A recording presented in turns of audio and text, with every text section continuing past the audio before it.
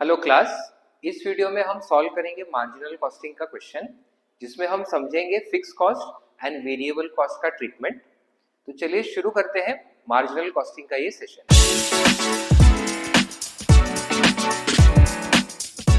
Question पढ़ते हैं। अब क्वेश्चन में सबसे पहले ये टेबल दिया हुआ है, जिसमें direct material, direct labour, factory overhead, admin overhead और सेलिंग ओवरहेड की डायरेक्ट वैल्यूज नहीं दी है, बट उसका वेरिएबल कॉस्ट का प्रोपोर्शन कितना है और फिक्स कॉस्ट कितना है वो दिया है। So material, labour, factory and admin overhead percentage of cost of goods sold दिया है एंड उसका फिक्स कॉस्ट डायरेक्टली दिया है, जबकि selling overhead is 4% on cost of sales और उसका फिक्स कॉस्ट है 68,000। अब 5,000 units were sold at 185 per unit, calculate profit, break even point and margin of safety. सबसे पहले कॉस्ट ऑफ गुड्स सोल्ड लेते हैं। तो cost of goods sold basically पूरा टोटल कॉस्ट है, जितने भी गुड्स सेल हुए हैं उसका, and material, labour, factory overhead, admin overhead percentages में दिए हैं। तो cost of goods sold will be, अब 30 प्लस 15 45 प्लस 10 55 प्लस 2 57, तो 57% of cost of goods sold हमारा वेरिएबल कॉस्ट है ये सारे के लिए, एंड फिक्स कॉस्ट है 2,30,000 प्लस 71 3,01,000। और ये दोनों कॉस्ट मिला के, variable cost plus fix cost मिला के हमारा total cost of goods sold होता है। जो हमारा वेरिएबल कॉस्ट का प्रोपोर्शन है वो है 57%। दैट मीन्स ऑटोमेटिकली ये जो फिक्स कॉस्ट है 3,01,000, ये हमारे टोटल कॉस्ट का 43% हो जाएगा। So 43% of cost of goods sold हो जाएगा 3,01,000। अकॉर्डिंगली इससे हमारा कॉस्ट ऑफ गुड्स सोल्ड आ जाएगा 3,01,000 डिवाइडेड बाय 43%, जो आ जाता है 7 लाख। सो टोटल हमारा कॉस्ट ऑफ गुड्स सोल्ड, ये सारे variable cost as well as ये दोनों फिक्स कॉस्ट मिला के 7 lakh rupees cost of goods sold है। अब selling overhead 4% of cost of sale दिया है, और उसमें सेलिंग ओवरहेड का फिक्स पार्ट हमको दिया है 68,000, जो वेरिएबल पार्ट है हमें नहीं पता। तो यहाँ पे भी सेम, कॉस्ट ऑफ सेल्स निकालने के लिए सबसे पहले हम लोग कॉस्ट ऑफ गुड्स सोल्ड लेंगे, जो है 7 लाख रुपीज, प्लस ये है 7 लाख, प्लस जो फिक्स कॉस्ट है सेलिंग ओवरहेड का जो है 68,000, plus variable cost selling overhead का जो है 4% ऑफ कॉस्ट ऑफ सेल। सो ये तीन चीजें ऐड करके हमारा टोटल कॉस्ट ऑफ सेल आ रहा है, जिसमें से ये दो पार्ट हमको पता है और ये जो है बाकी का 4% है। सो अगर वेरिएबल कॉस्ट टोटल कॉस्ट का 4% है, तो ये जो कॉस्ट हमें पता है ये 96% हो जाएंगे। तो 96% of cost of sale is 7,68,000। तो इससे हमारा कॉस्ट ऑफ सेल आ जाएगा 7,68,000 डिवाइडेड बाय 96%, तो 8 लाख रुपीज। तो इससे हमारा कॉस्ट ऑफ सेल भी आ गया। अब हम लोग सारा इंफॉर्मेशन निकाल सकते हैं। बेसिकली हमें प्रॉफिट, बीईपी और मार्जिन ऑफ सेफ्टी पूछा है, तो प्रॉफिट निकालने के लिए बेसिक फॉर्मेट यूज कर सकते हैं, सेल्स माइनस वेरिएबल कॉस्ट तो कंट्रीब्यूशन, और कंट्रीब्यूशन माइनस फिक्स कॉस्ट तो प्रॉफिट। सेल्स जो है 5,000 यूनिट्स इंटू 185 का सेलिंग प्राइस क्वेश्चन में दिया हुआ है, तो 9,25,000 का सेल्स होगा। देन वेरिएबल कॉस्ट, तो total cost of goods sold 7 lakh rupees है, जिसमें से 57% वेरिएबल पार्ट है।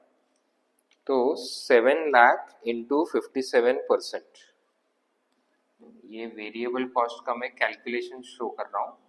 सबसे पहले 7 लाख जो total cost of goods sold है उसका 57%, एंड कॉस्ट ऑफ सेल जो है, सेलिंग ओवरहेड जो है 4% ऑफ कॉस्ट ऑफ सेल है, तो प्लस जो कॉस्ट ऑफ सेल है 8 लाख उसका 4%, तो ये दोनों हमारे वेरिएबल कॉस्ट में आएंगे। तो ये हो जाता है 3,99,000 प्लस 8 लाख का 4% 32,000। तो टोटल हो जाता है 4,31,000। ये है हमारा वेरिएबल कॉस्ट। अब माइनस करके हमारा कंट्रीब्यूशन आ जाएगा 4,94,000। अब जो total cost of good sold है वो 7 लाख रुपीज है, जिसमें से वेरिएबल पार्ट 3,99,000 है। तो fixed cost, total cost of good sold 7 lakh minus variable part 3,99,000। उसके अलावा टोटल जो कॉस्ट ऑफ सेल है वो 8 लाख रुपीज हमने कैलकुलेट किया है, जिसमें से 7 लाख रुपीज तो हमारा कॉस्ट ऑफ गुड सोल्ड ही था। तो एडिशनल कॉस्ट जो है वो 1 लाख रुपीज है, और उसमें से जो वेरिएबल पार्ट है वो 32,000 है। तो फिक्स पार्ट 68,000 हो जाएगा। तो ऐसे करके निकाल सकते हैं, या फिर डायरेक्टली यहाँ पे फिक्स पार्ट दिया ही है 68,000। सो फिक्स कॉस्ट हमारा 7 लाख माइनस 3,99,000 प्लस 68,000, तो 3,69,000। तो फिक्स कॉस्ट 3,69,000। 494। सो हमारा प्रॉफिट हो जाएगा 1,25,000। नेक्स्ट क्वेश्चन में पूछा है ब्रेक इवन पॉइंट। तो ब्रेक इवन पॉइंट का फॉर्मूला होता है fix cost divided by PV ratio. So हमारा फिक्स कॉस्ट है 3,69,000। पीवी रेशियो निकालने के लिए कंट्रीब्यूशन अपॉन सेल्स इंटू 100 करना है। सो 494 डिवाइडेड बाय 925, तो 53.40% आता है।